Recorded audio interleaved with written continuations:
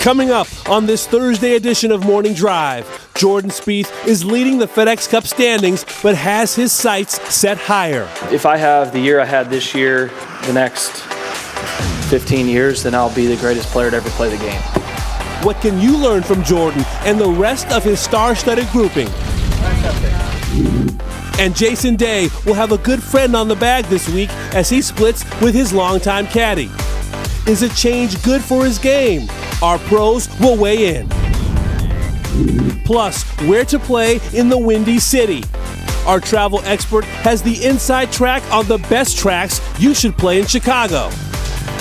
It's Thursday, September 14th, 2017. Morning Drive begins now.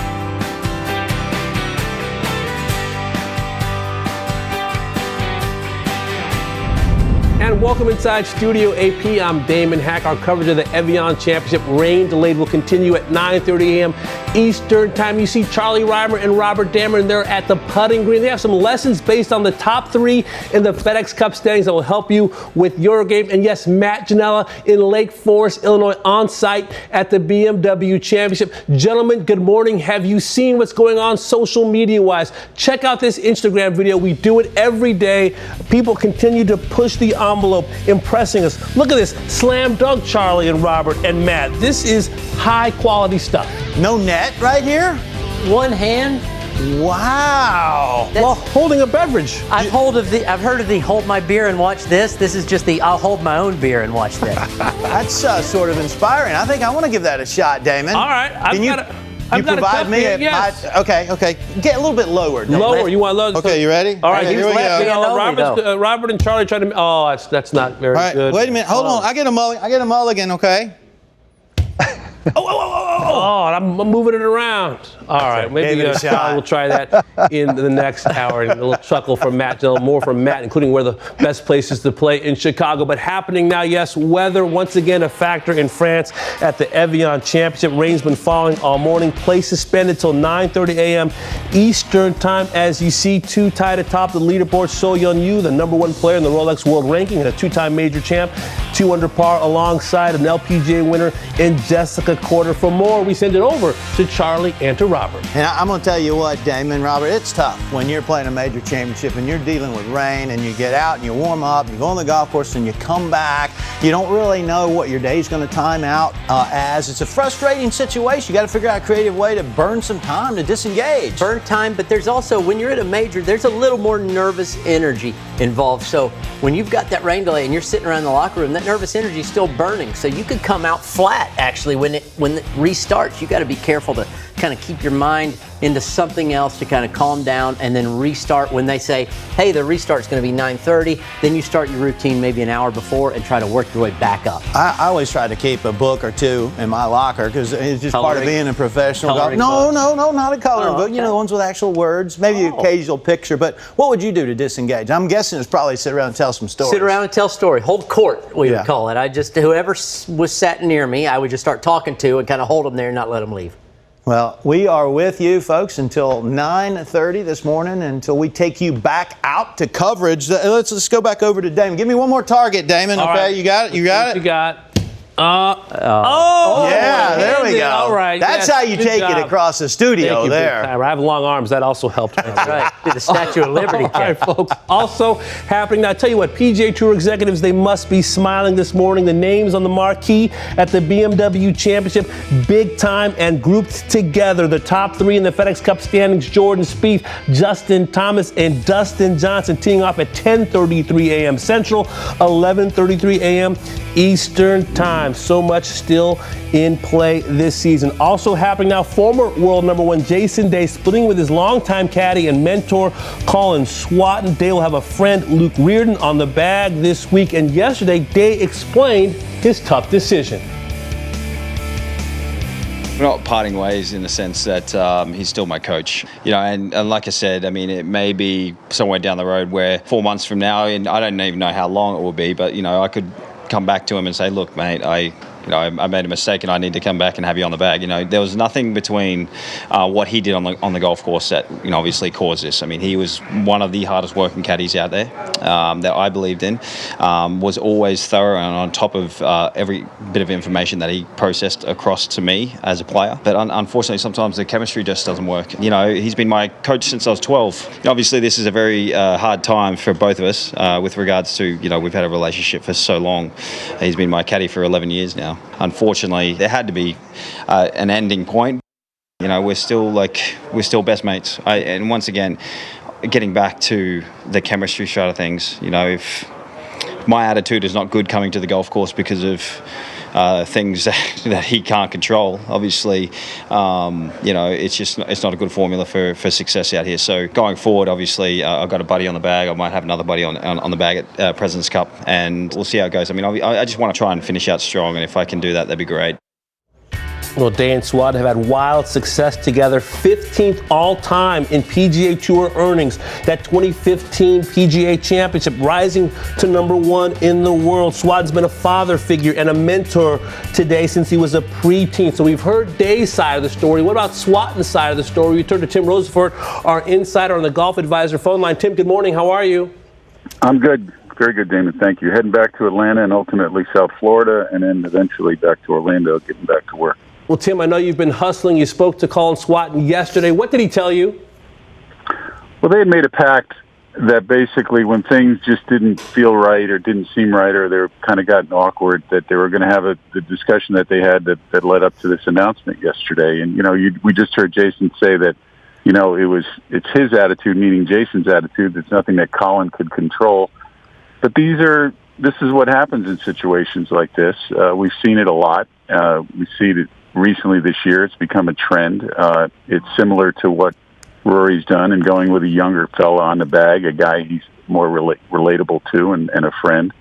But I think really more than obviously this being on the relationship between Colin and Jason, it was really more the relationship with Jason and himself in a sense that this is obviously not the Jason Day of 2015, the Jason Day that became the #1 player in the world. He had a lot going on this year, obviously, with his mom, his own injury situation. He's been dinged up. And a lot of guys, you know, they get to this point, and it's a matter of time as well. And he just didn't feel like he had enough time to be a dad and do the things that he wanted to do. None of that was on call, but at the same time, you know, as you said, this is more than a player-caddy relationship. This transcends all of that.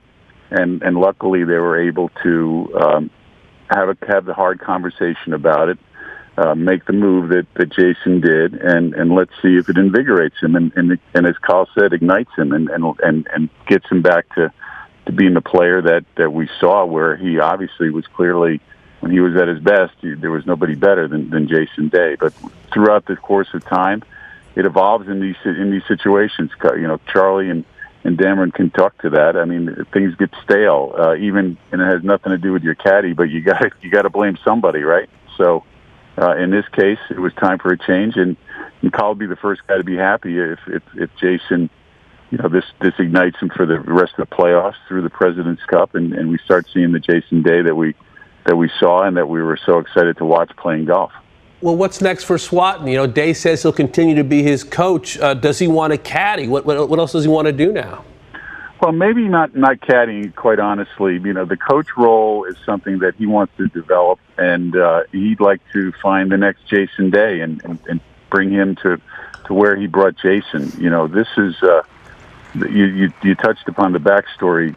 Most people know it, but Colin was the guy that basically took him from took Jason from the hardest part of his life emotionally when he was a young teenager, going through all the things that he was going through then, to now. And he'd like to, you know, without as much drama, obviously find a kid who's got a lot of talent and believes in his coaching theories and maybe brings him to a point where we're talking about Colin Swatton's next player. Not as a caddy, but more so as an instructor, because really the heart and soul of him, that's what he was. The caddy part of it just evolved, and there was tremendous chemistry there, and it worked for a while, and it probably, honestly, I'd be surprised if they get back together, but I would be extremely surprised if Colin doesn't continue as coach and they don't continue their friendship, because they are mates, as they say in Australia. It's so tight, Damon, that they were best men at each other's wedding.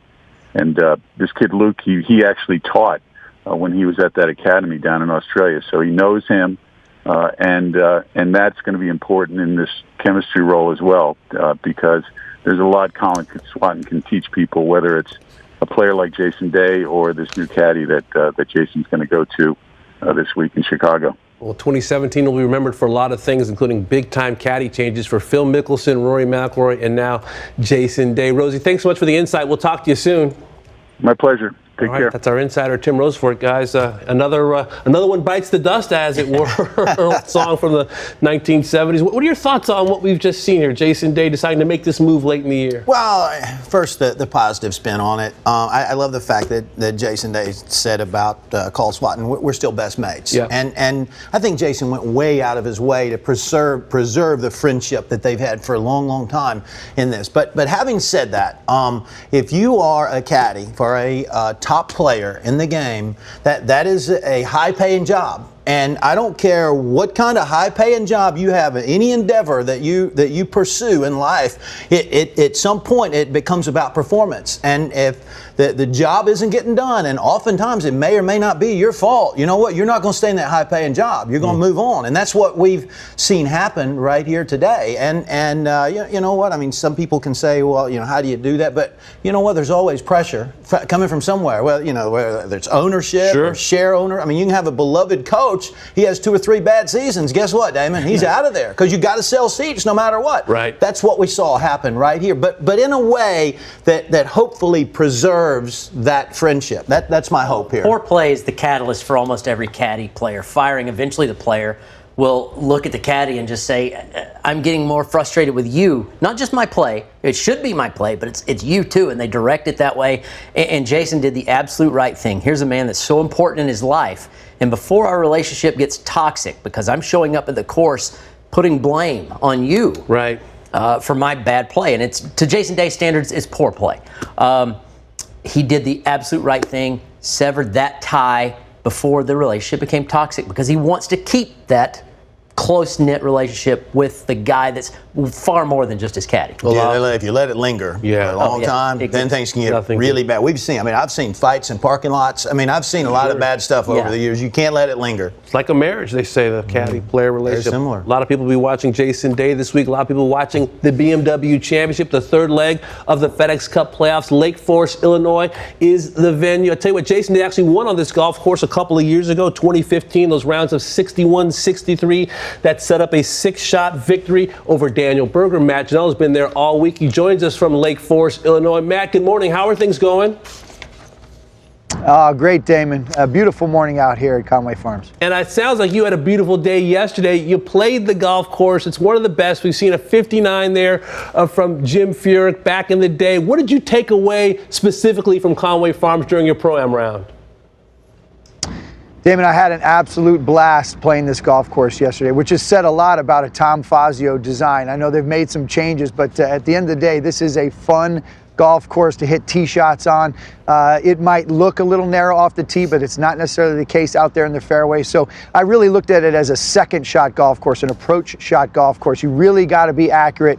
And certainly being in the fairway helps there. We talked a little bit about that yesterday. I'm really looking forward to this finish, Damon. In the last 6 holes, you got 4 of the toughest holes on the golf course, but you also have 2 of the easiest holes. So starting at 13, a long par 4, 14, a par 5, then you go a 15, a short par 4, drivable par 4. Rory drove that yesterday. The 16th, another long par 4 uphill to a pretty small green, and then the 17th hole, par 3 downhill, and then the 18th hole is going to be a really fun finish, a reachable par 5. Should be a lot of volatility in those last 6 holes. So had a blast playing the golf course. Dustin Johnson was 10 under yesterday. Like I said, Rory was driving par 4s. I'm told Jordan Spieth was back on the video yesterday, so that might not necessarily be a good sign for this week and Jordan's efforts to try to catch Justin Thomas in Player of the Year. But I'm just excited for golf to start this week. This should be a fun course to watch.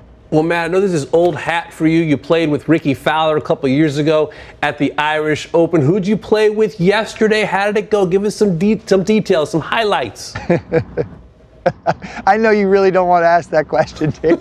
I got to play with Brooks Koepka, and I was paired with Wayne Gretzky, number 99. I mean, it was, as you can imagine, it was probably one of the greatest days I've had on a golf course, certainly in a Pro-Am situation. Brooks could not have been nicer, and as you might imagine, he just kills it off the tee. Wayne Gretzky was as cordial and warm and welcoming as he could be, really gracious with everybody in the crowd. Everywhere he went, people had jerseys and things for him to sign, and he made himself available for all of that. We actually got it to 17 under. That trick shot video you showed at the start of the show, that was almost like us yesterday. The ball was going in from everywhere. Not to say that I helped much, but Wayne was on fire at one point. We got it to 17 under through 18 holes. Thought for sure that might be good enough to win, except for, remember the Prince from Morocco? He won the Travelers Pro-Am 2 years ago. He's done a lot to promote the game of golf in his country. Well, he was back with his squad this year. They were 16 under on the 18th tee, that reachable par 5 I talked about. He makes this putt for a 3, net 2. They overtake us. They beat us by 2. Prince Moulay Rashid, a grinder, tough competitor, and makes that to win the Pro-Am. So they got a couple trophies on their shelf.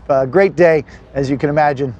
Prince Moulay with the moolah, the big putt. Matt, thanks so much. Glad the family's with you as well. We'll talk to you in just a little bit. Yeah, sounds good, Damon. All right, Matt Janella from Lake Forest, Illinois. And speaking of Matt Janella, it's tee sheet time, folks, because he has a list of the best places for you to play golf in Chicago. Maybe you're there to watch the golf and you want to get out and play. Matt is there to continue to put him to work for you. Also, what can we learn from the top 3 in the FedEx Cup? Charlie and Robert with lessons from Spieth, Thomas, and DJ that will help your game today. And finally, the powerful Justin James. He's the winner of the Volvic World Long Drive Championship. Yeah, he powered up. What does he have in common with the golf swing of World Golf Hall of Famer Phil Mickelson? That insight coming your way as we put Charlie and Robert to work as well. Everybody working on this Thursday. You ready? No, I'm not. You're not ready? Yeah. You like my grab, by the way? That was impressive. Yeah, that was.